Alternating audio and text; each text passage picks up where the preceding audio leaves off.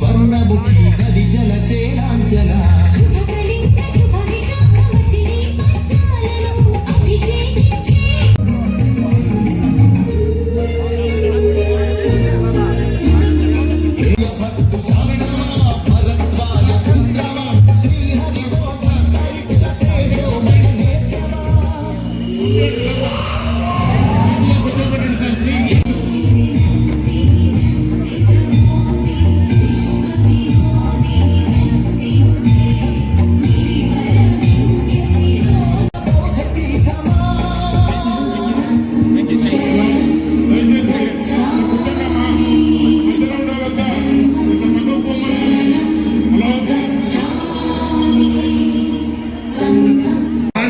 Please అందరూ అట్లా పంపేయండి. నా సీట్లు దండి కూడా కూర్చుంటారు.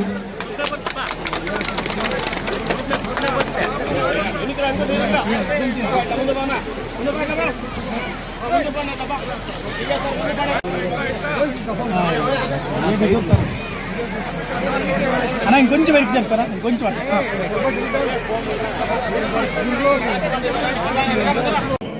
రాష్ట్ర ఆర్థిక శాఖ మంత్రులు పయ్యవల కేశవన్న గారికి మీ అందరి తరఫున స్వాగతం సుస్వాగతం. అలాగే మన ఎమ్మెల్యే ప్రభుత్వ విప్పు కాలనీ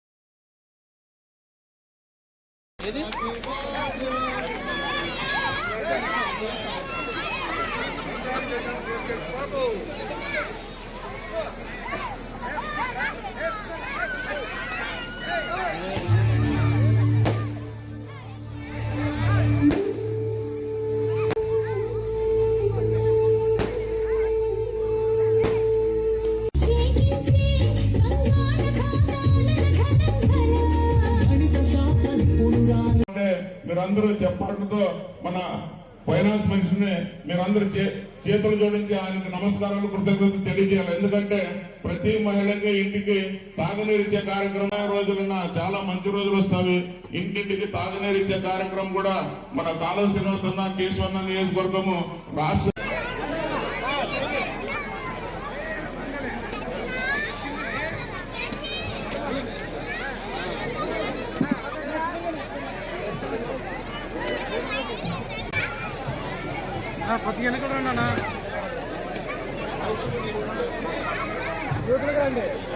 అభ్యున్నతి కోసం అందరూ కష్టపడతా ఉన్నారు కాబట్టి ఈ కార్యక్రమాలన్నీ మనం చూడగలుగుతా ఉన్నాం. పెన్షన్లు పెంచినారు, అట్లాగే 3 గ్యాస్ సిలిండర్లు సంవత్సరాన్ని,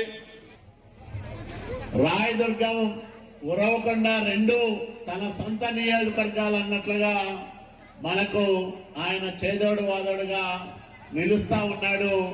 ఆ రకంగా మనల్ని నడిపిస్తా ఉన్నారు. అట్లాగే మిత్రుడు జిల్లా తెలుగుదేశం పార్టీ ప్రధాన కార్యదర్శి శ్రీధర్ చౌదరి గారు ప్రత్యేకంగా ఇక్కడికి రావడం చాలా సంతోషం.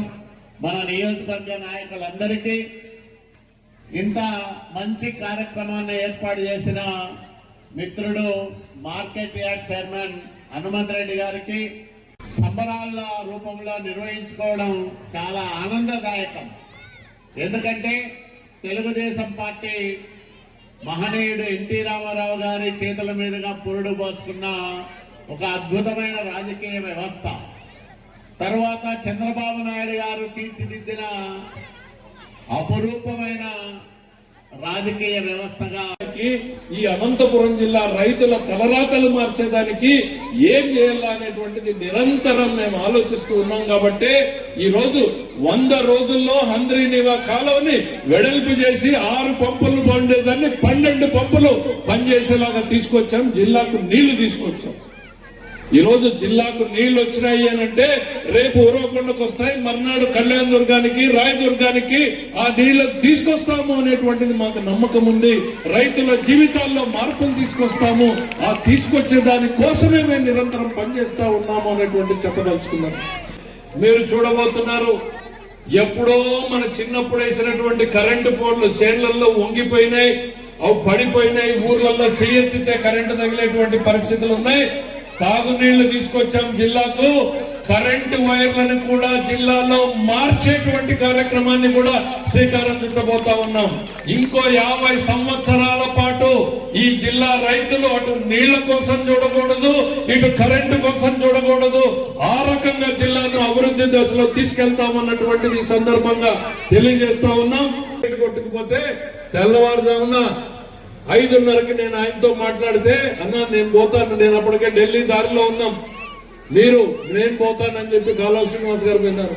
ఢిల్లీకి పోతే రాత్రి 2 గంటలకు తుంగభద్ర డ్యామ్ చేరుకున్నాం. మళ్ళీ నేను తిరిగి పొద్దున్నే మళ్ళీ పోయి ఆ గేట్లు ఏం చేయాలని చూసాం. కర్ణాటకలో ఉన్న కర్ణాటక వాళ్ళు వచ్చే లోపలే మేము వాటికి చేరుకున్నాం. ఈ దేశంలో ఉన్న ఎక్స్పర్ట్లను ఎదిగి ఆ గేటు పెట్టాం. ప్రతి రైతు పొలానికి నీళ్లు ఈ పంటనిచ్చేదాకా కూడా మేము పనిచేశాం అనేటువంటిది ఈ సందర్భంగా చెప్తా ఉన్నాం.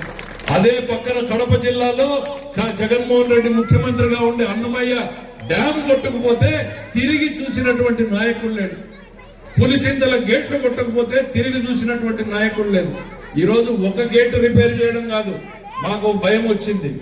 అరే మన పెద్దలు కట్టినటువంటి ఈ డ్యామ్ లో ఒక గేటు కొట్టుకుపోతే రేపు మిగిలిన కొట్టుకుపోవు అనేటువంటిది ఏంటి అని ఎక్స్పర్ట్లను పంపిస్తే వాళ్ళు చెప్పింది ఏంటో వింటే గుండె ధడేలు బనింది.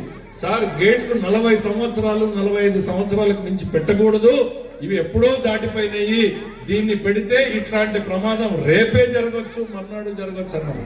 డబ్బులు లేవు, అంత కష్టమైంది. ఎట్లా అనంటే సరే ఇది మనం ఇప్పుడు చేస్తే ఇంకొక తరం దీన్ని నిలబెట్టుకోవాలని చెప్పి ఆ రోజు కూర్చుని నిర్ణయం తీసుకున్నాం. ఎట్లయినా దీన్ని చేయాలని చంద్రబాబు నాయుడు గారు చెప్తే గో అహెడ్ మీరు చేయండి అన్నాడు. ఇవాళ ఏం చేశాం, 100 రోజుల్లో కొత్త గేట్లకు టెండర్లు పిలిచాం. టెండర్లు పిలిచి వర్క్ ఇచ్చి ఇప్పుడు 10-18 గేట్లు నిలబెట్టాం. అప్పుడే ఈ నెలన్నర లోపల ఇంకా మిగిలిన 18 గేట్లు కూడా నిలబెట్టి తుంగభద్ర డ్యామ్ ని మరో 50 సంవత్సరాల పాటు భద్రంగా ఈ జిల్లా రైతులకి సేవలు అందించేలాగా తయారు చేస్తున్నాం అనేది చెప్తున్నాం. మన డీరాల్లో ఒక పారిశ్రామిక వాడ పెట్టాలి అని ఎప్పటి నుంచో ఏపీఐసి వాళ్ళు ఆలోచన చేశారు. దాని ఇంతవరకు అతి లేదు గతి లేదు. కాలువ శ్రీనివాస్ గారికి ఇప్పుడు ఒక 4 సార్లు 5 సార్లు అన్నా దాన్ని ఎందోటి చేయాలి, మనం దాన్ని ఎందోటి చేయాలనంటే ఇప్పుడు దాంట్లో కదలిక మొదలైంది. తొందరలోనే దాంట్లో కూడా ఏపీఐసి ద్వారా ఒక పారిశ్రామిక వాడని తయారు చేసేదానికి ప్రయత్నం చేస్తాం. అవకాశం ఉన్న ప్రతి చోట కూడా అభివృద్ధి చేయడానికి ఈ రోజు మేమందరం కూడా కలిసి పనిచేస్తా ఉన్నాం.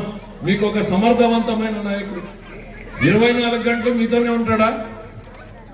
ఆ రాయదుర్గం విడిచిపెట్టాయా, అప్పుడప్పుడు అనంతపురం రా, అప్పుడప్పుడు అమరావతికి రా అంటే కూడా వచ్చేటట్లు లేడు. ఆయన బాసల్లో కూర్చోబెట్టుకున్నట్టున్నారు మీరు. 24 గంటలు ఈయన మీ మధ్యనే కూర్చొని పని చేసుకుంటా ఉన్నాడు. ఆయనకు బాధ్యతలు ఎక్కువ ఉన్నాయని చెప్తున్నా. పాలిట్ బ్యూరో సభ్యుడైనాడు ఆయన ఈరోజు రాష్ట్ర పార్టీలో. ఆయనకు కూడా కంగ్రాచులేషన్ చెప్తా ఉన్నాం. అప్పుడప్పుడు అమరావతికి కూడా రా, అప్పుడప్పుడు అనంతపురంలో కూడా కూర్చుని మా పార్టీ పని చెయ్యి, నీ సేవలు జిల్లాకు రాష్ట్రానికి కూడా మేము ఉపయోగించుకోవాలని చెప్తా ఉంటే నాకు రాయదుర్గంలో బాగుందని అంటాడు. ప్రతి ఇంటింటికి కూడా ఏదైతే ఎలక్షన్లలో చెప్పామో అది చేసి చూపించడానికి రాయదుర్గానికి డబ్బులు మంజూరైనాయి అనేటువంటి ఈ సందర్భంగా చెప్తా ఉన్నాం. ఆయన రెండే అడుగుతాడు, తాగునీళ్ళు అడుగుతాడు, సాగునీరు అడుగుతాడు. దాంతో పాటు తొందరలోనే 34,000 కోట్ల రూపాయల అప్పుల్ని మాకు ఇచ్చిపోతే ఆ అప్పుల వడ్డీలు కట్టడానికే ఈ రోజు వచ్చే ఆదాయం సరిపోతా ఉంది. రాష్ట్ర ప్రభుత్వ ఆదాయం మొత్తం జీతాలకు పోతుంది, కేంద్రం నుంచి వచ్చేదంతా కూడా అప్పుల వడ్డీలకు సరిపోతా ఉంది. మరి ఇవన్నీ